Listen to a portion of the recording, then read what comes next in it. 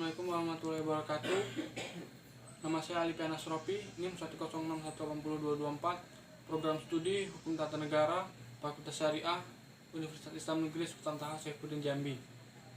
Baiklah, di sini saya akan mempresentasikan tugas UAS Hukum Lingkungan dari Bapak dosen Z Haryanto.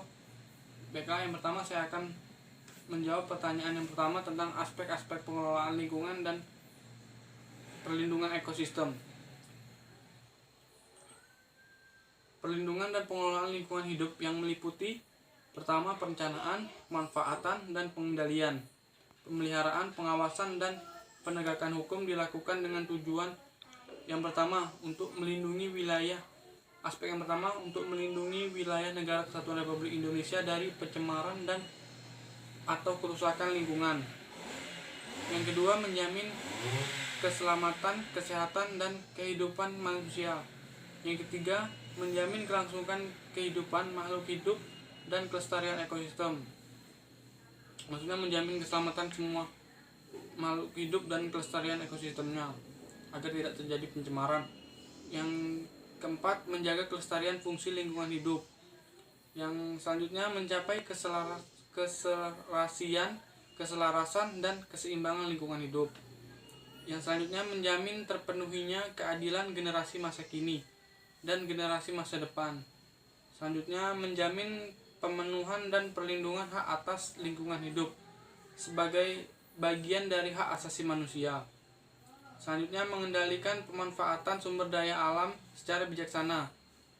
Selanjutnya, mewujudkan pembangunan berkelanjutan dan mengantisipasi isu lingkungan global. 3. Itulah jawaban dari saya untuk nomor 1 tentang aspek-aspek pengelolaan lingkungan dan perlindungan ekosistem. Selanjutnya saya akan memberikan opini untuk nomor 2, opini tentang sampah plastik yang sudah mulai banyak di lautan Indonesia dan membahayakan semua ekosistem di dalamnya. Menurut saya, sampah plastik di Indonesia merupakan tanggung jawab semua pihak. Masalah sampah plastik ini yang ada di laut Indonesia bukan hanya menjadi tanggung jawab 1 atau 2 orang saja, melainkan menjadi tanggung jawab seluruh aspek di dalam kehidupan masyarakat, seperti pemerintah, masyarakat, dan bahkan pembisnis. Plastik ini selain merusak keindahan alam, plastik ini juga dapat membahayakan berbagai macam ekosistem dan makhluk-makhluk yang ada di laut. Banyak makhluk-makhluk, hampir setiap hari ribuan spesies mati karena sampah plastik. Seperti di sini, menurut WWF, dalam area Coral Triangle terdapat kurang lebih 600 spesies terumbu karang dan 2000 spesies ikan. Tidak hanya menjadi ancaman bagi hewan-hewan saja, plastik juga menjadi ancaman besar bagi terumbu karang. Nah, itu bukan hanya menjadi ancaman untuk spesies seperti ikan atau hewan-hewan lain, namun terumbu karang juga mengalami dampak yang buruk. Menurut saya, solusinya adalah menumbuhkan kesadaran tentang penggunaan plastik bagi masyarakat dan membuang sampah pada tempatnya. Sebab sampah plastik sulit terurai dan memiliki kewenangan untuk membuat kebijakan. Pemerintah seharusnya lebih tegas dalam penegakan hukum terkait penggunaan plastik. Sebab menurut saya, tidak adanya payung hukum yang jelas dan tegas serta sosialisasi yang masih sangat kurang membuat kebijakan tentang sampah plastik belum berjalan dengan baik. Oleh karena itu, pemerintah harus memberikan perhatian lebih dan bersikap tegas terhadap masalah plastik. Saatnya mulai menggandakan keseriusan kita mengenai masalah limbah plastik ini di lautan, karena dampaknya pada lingkungan sungguh sangat mengerikan. Seperti beberapa fakta yang terjadi, sejak tahun 1950-an, sekitar 8,3 miliar ton plastik telah diproduksi di seluruh dunia. Wow, jumlahnya cukup banyak.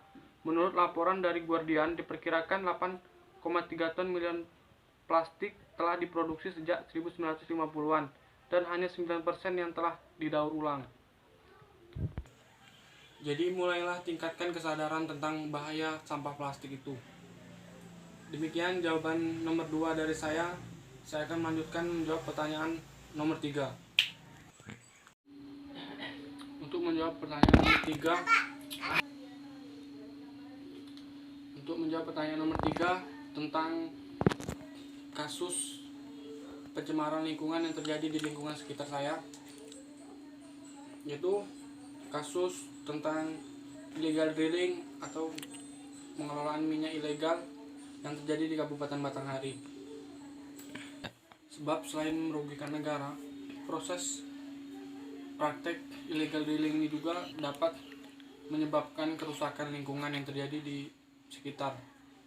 Menurut saya upaya yang harus dilakukan yaitu yang pertama, mendalami tentang sebab-sebab kenapa terus terjadinya praktek penambangan minyak ilegal ini, dan seharusnya pemerintah lebih membuka lapangan pekerjaan seperti memberikan infrastruktur seperti menaikkan harga kelapa sawit atau karet, sehingga yang tadinya berprofesi sebagai pengembor minyak ilegal dapat beralih profesi menjadi petani jika harga dari hasil petani tadi menjanjikan.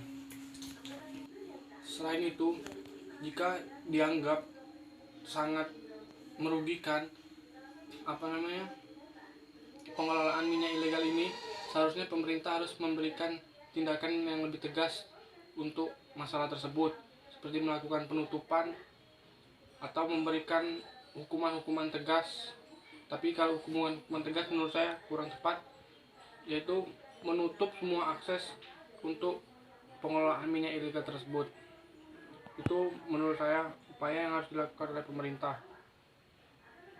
Baiklah, sekian presentasi